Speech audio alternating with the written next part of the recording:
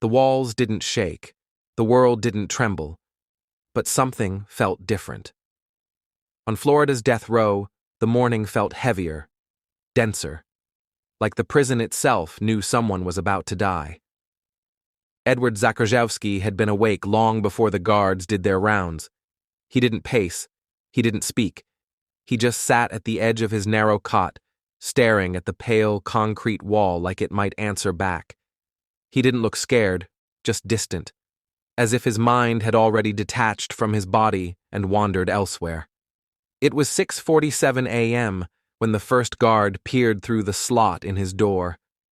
Zakrajewski didn't move. No one needed to remind him what day it was. This was the end of the line. The appeals had been exhausted. The protests had faded. No one was coming to stop it now. The corridor outside his cell remained eerily quiet, save for the soft clinking of keys and murmured orders among officers. Everything was done with precision, slow, respectful, cold. There was no yelling, no dramatics, only duty. A priest was allowed in just after 8 a.m. He was a soft-spoken man with tired eyes, holding a leather Bible with frayed edges. He stepped in and sat across from Edward, who still hadn't spoken. For several minutes, neither man said a word. Then, without looking up, Edward broke the silence.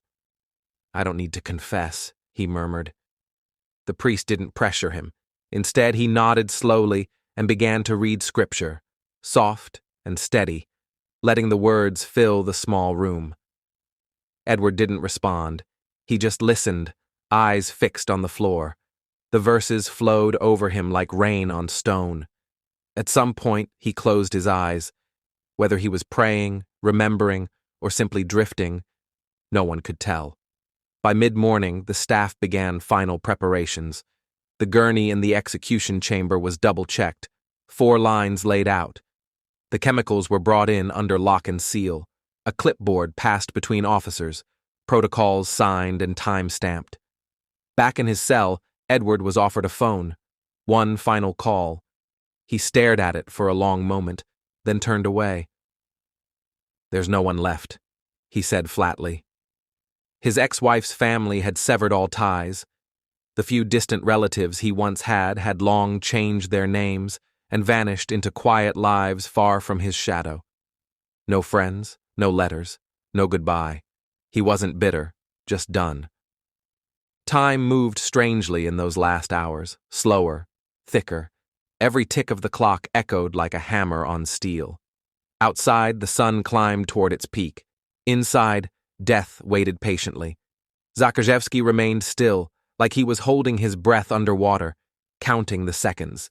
And somewhere in his mind, maybe, just maybe, he saw them, his children, his wife, frozen in the silence of a memory that wouldn't forgive him.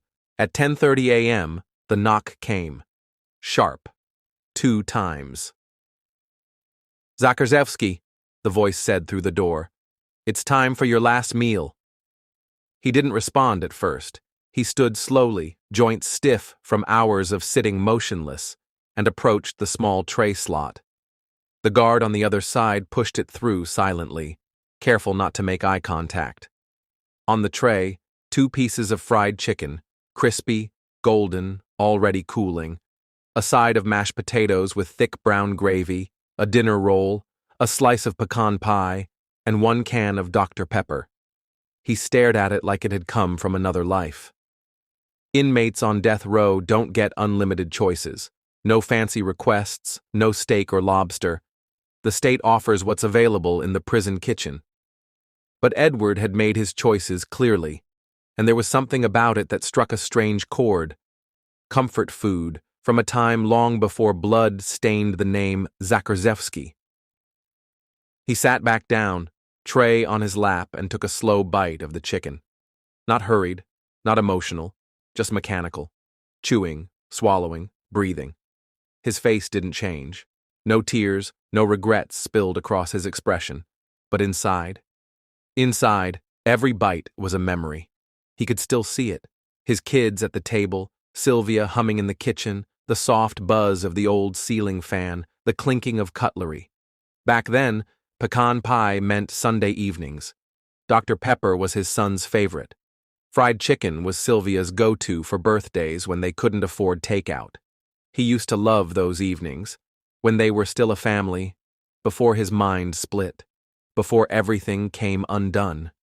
He paused halfway through the mashed potatoes. His hand trembled slightly.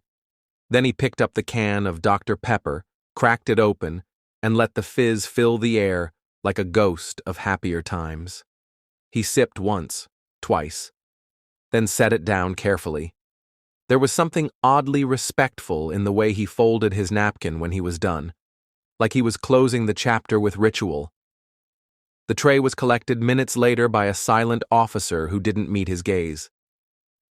"Thank you," Edward said quietly. It was the only thing he had said in hours.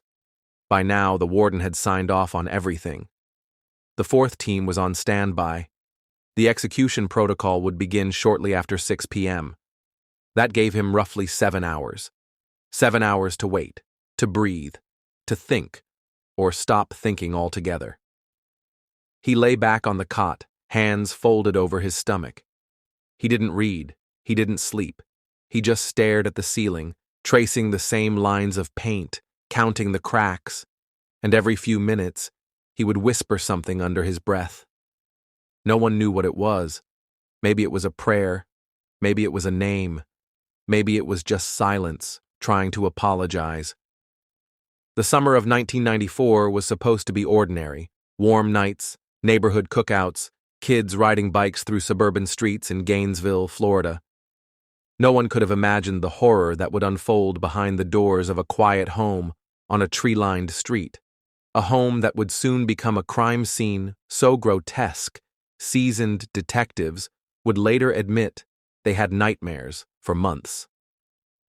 Edward Zakrzewski had once lived what people called the American dream. Air Force veteran, college-educated, married with 2 beautiful children. To neighbors, he was calm, polite, a little withdrawn, but nothing alarming. Nothing that hinted at what he was capable of. But behind closed doors, things were unraveling. His wife, Sylvia, had grown distant. She wanted out. A divorce, a new start. The marriage had been rotting slowly. Arguments, silence, then complete emotional vacancy. She wanted him to leave. He couldn't. He took it as betrayal. On June 13, 1994, Edward returned home with one purpose. He had been planning, thinking, building a fantasy in his mind where he took back control of the story, his family, his fate, everything. He didn't bring a gun. That would have been quick. He brought a crowbar. Sylvia was in the kitchen. She turned when she heard him step inside. She might have smiled. She might have said his name. We'll never know. The first blow landed on her head. He struck her again and again until her body collapsed. Then he dragged her, bleeding, possibly still alive, into the bedroom. There, he beat her until the carpet soaked and the walls ran red. The children were in the living room. Anna, 7, Edward Jr., 5. They were watching TV. They heard nothing, or perhaps they heard everything but couldn't understand it. Maybe they stayed frozen. Maybe they called out. Zakrzewski walked toward them. Edward Jr. looked up. "Where's Mommy?" he asked. He didn't answer. He picked up his son, carried him into the bathroom, and pressed his small body into the bathtub water until the struggling stopped. No mercy, no pause. Anna tried to run. She screamed. Maybe she made it to the door. Maybe she thought she could escape. But she couldn't. He chased her down, pulled her close, and repeated the horror, drowned her like her brother, buried them in silence. Then he cleaned himself up, packed a bag, took the family car, and disappeared. Days later, police broke down the door after concerned relatives called in a welfare check. What they found inside was beyond comprehension. 3 bodies, blood, bruises. Waterlogged evidence of 2 tiny lives ended in fear. The city froze. Florida reeled. News anchors whispered the details like they were too vile to say aloud. Edward had made it all the way to Hawaii before the U.S. Marshals found him. New name, new job. But the past had followed. His fingerprints never lied. He surrendered without a word. There was no fight, just the haunting silence of a man who had destroyed everything he once claimed to love. When Edward Zakrzewski stepped into the courtroom for the first time, there were no gasps, no outbursts, just silence. That cold, suffocating silence that follows true evil. The gallery was packed. Reporters filled every row. Family members of Sylvia and the children sat still, clinging to tissues and rosary beads, their faces pale and hollow. He wore a gray prison uniform, shackles around his wrists and ankles. His hair had grown out. His beard was messy. He looked like a shadow of the man in the family portraits now plastered across every news station in the country. The prosecution wasted no time. They laid it all out, blow by blow. The crowbar, the bathtub, the desperate little girl's struggle, the timeline, the escape, the blood trail that led all the way from a middle-class Florida neighborhood to a lonely room in Hawaii where Edward had tried to disappear. They showed photos, Sylvia's broken skull, Edward Jr.'s waterlogged pajamas, Anna's small fingernail marks on the bathroom tile. You could feel the oxygen leave the room. The defense didn't argue innocence. They couldn't. Instead, they pointed to mental instability, depression, PTSD from military service, childhood trauma. They painted him as a broken man who snapped under unbearable pressure, a man who needed help, not death. But it wasn't enough. The jury didn't look at him once during deliberations. They took only 4 hours to decide. Guilty on all counts. 3 counts of first-degree murder, aggravated child abuse, premeditated killing. When the judge read the sentence, death by lethal injection, Zakrzewski didn't flinch. No tears, no pleas, just the same dead stare he had worn since the day he was caught. After the verdict, his name disappeared from the headlines, but his life was far from over. Death row is not swift. It's slow. Years of solitary confinement, endless appeals, ticking clocks that never stop ticking. Edward spent over 2 decades inside a 6-by-9-foot cell. No sunlight, no human touch, no family visits. His hair turned gray. His body weakened. He became just another ghost among the forgotten, waiting for the system to catch up to his crimes. He read books, mostly history and religion, wrote letters he never mailed. Some guards said he never raised his voice, never got into fights. Others said he talked to himself when he thought no one was listening, always at night. He didn't claim innocence. He didn't fight to save his life. When the final execution date was set, he didn't request a delay. No final appeal, just quiet acceptance. He once said to a prison chaplain, "I died in that house in '94. This is just my shadow waiting to fall." For 29 years, he waited. And then, finally, the date came. The state of Florida called his number, and Edward Zakrzewski took his last walk. At 5:45 p.m., the chamber was ready. The gurney was locked in place, gleaming under cold fluorescent lights. Straps were laid out, chest, arms, ankles. The IV bags hung quietly from steel poles. Outside the chamber, prison officials stood stiff, clipboards in hand, their faces unreadable. Witnesses had begun to file into the viewing room, separated by thick glass. Family members of the victims, a state official, a reporter. Some sat with straight backs, others looked away. Back in the holding cell, Edward Zakrzewski was told it was time. He stood without help. 2 guards came in. They didn't chain him this time. There was no need. He walked calmly between them, the shuffle of his prison-issue boots echoing off the narrow hall like footsteps at a funeral. He didn't speak. He didn't look back. He had nothing left to say. As he entered the execution chamber, the witnesses straightened. The room was icy. The steel gurney looked more like an operating table than an instrument of death. Edward laid down on his own, without resistance. The guards secured his limbs with wide leather straps. Left wrist, right wrist, ankles, chest. A technician approached. The needle slipped into a vein on his left arm, then the second 4 on his right.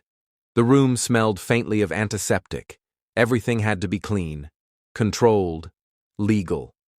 The warden stepped forward, reading from a small white card. Edward Zakrajewski, the state of Florida has sentenced you to death for the murders of Sylvia Zakrajewski, Edward Zakrajewski Jr., and Anna Zakrajewski. Do you have any final words? The room froze. For a moment, it looked like he wouldn't speak. Then, slowly, he turned his head toward the glass. His eyes landed on no one in particular. I have no excuses, he said. His voice was low, flat, but clear. I took everything good in my life and destroyed it. I don't deserve forgiveness, but I hope they find peace. I hope one day they forgive me. A long pause. Then, almost like an afterthought, he whispered, I miss them. That was all. The warden gave a single nod. The technician began the injection sequence. First came the midazolam, meant to sedate him. His eyelids fluttered. His breathing slowed. Next, V.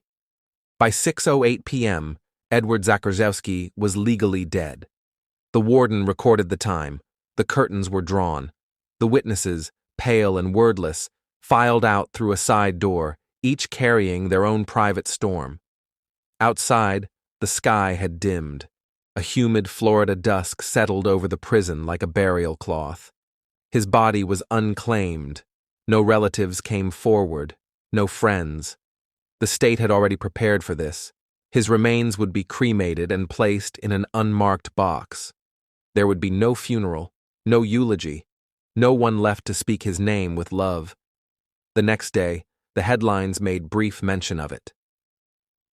Zakrajewski, executed after 29 years on death row, triple murderer's life ends in silence. But in a world overflowing with horrors and headlines, the story faded fast. Just another execution in the long, grim catalog of American justice. And yet, for those who remembered, those who lived through the terror of 1994, the weight never lifted. In Gainesville, a few people still recall the screams, the police tape, the sound of a mother collapsing outside the crime scene as the truth hit her like a freight train. The original house had been demolished years ago. In its place stood a modern home with fresh paint and new windows. Children laughed in the backyard, oblivious to the ghosts beneath the foundation. The family's surviving relatives had long since moved away, changed names, tried to rebuild in private. But trauma doesn't respect geography.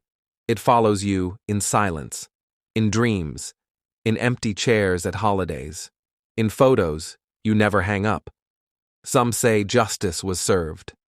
The state carried out the law. The court's orders were fulfilled.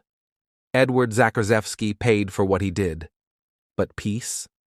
Peace is complicated. How do you forgive a man who drowned his own children? How do you heal from a loss that brutal, that senseless? Can any execution truly balance the scale? There are no answers, only ashes. For the officers who walked him to the chamber, it was another line in their report. For the reporters who covered it, another byline. But for the people who knew Sylvia, Anna, and Edward Jr., for those who still carry their laughter in fragile memories, it wasn't closure. It was just final. Somewhere deep in the prison's crematorium, the fire crackled. No prayer, no tears, just flame. And in that flame, the last trace of a man who destroyed his own family was reduced to smoke. Justice, maybe. But peace? Peace still hasn't come.